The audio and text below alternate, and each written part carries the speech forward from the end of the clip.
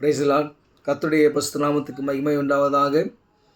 இன்றைய நாளுக்கான இறை வார்த்தை யோசுவாவின் புஸ்தகம் 1ஆம் அதிகாரம் வசனம் 9. முதல் அதிகாரத்திலே 9ஆம் வசனத்தை நான் வாசிக்கிறேன். நான் உனக்கு கட்டளையிடவில்லையா? பலம் கொண்டு திடமனதாயிரு, திகையாதே, கலங்காதே. நீ போகும் இடமெல்லாம் உன் தேவனாகிய கர்த்தர் உன்னோடு இருக்கிறார்.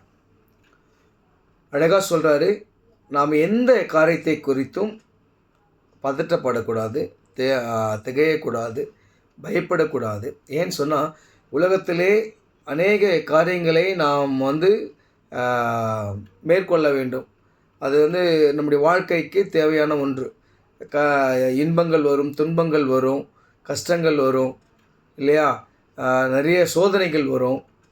ஆனால் ஆண்டவர் சொல்கிறாரு, நான் உனக்கு சொல்லியிருக்கிறேன், நீ கலங்காத, திகையாத, பலங்கொண்டு திடமனதாயிரு.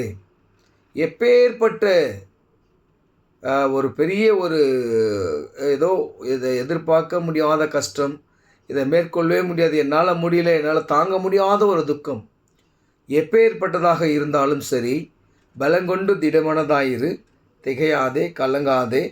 ஏன் இதை சொல்கிறேன்னா, நீ போகிற இடமெல்லாம், நீ எங்கே சென்றாலும் உன் தேவனாகிய கர்த்தர் உன்னோடு கூட இருக்கிறார்.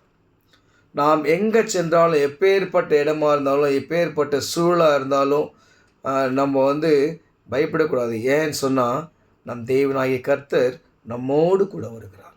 எனக்கு அருமையானவர்களே, நீங்கள் விசுவாசிங்க.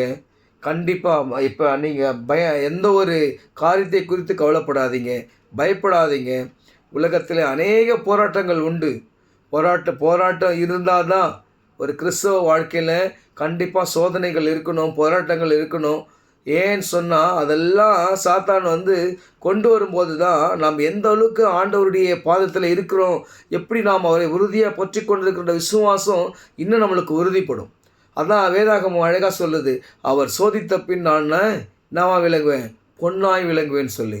எனக்கு எவ்வளவு சோதனைகள் வந்தாலும் சரி, திகையாதீங்க, கலங்காதீங்க. நம் தேவனாகிய கர்த்தர் நம்மோடு கூட வருகிறார். அவர் நம்மை பாதுகாத்து ஆசீர்வதித்து வழிநடத்துவார். ஆமேன். கண்டிப்பாக நீங்கள் விசுவாசிங்க, கர்த்தருடைய மகிமையை காண்பீங்க.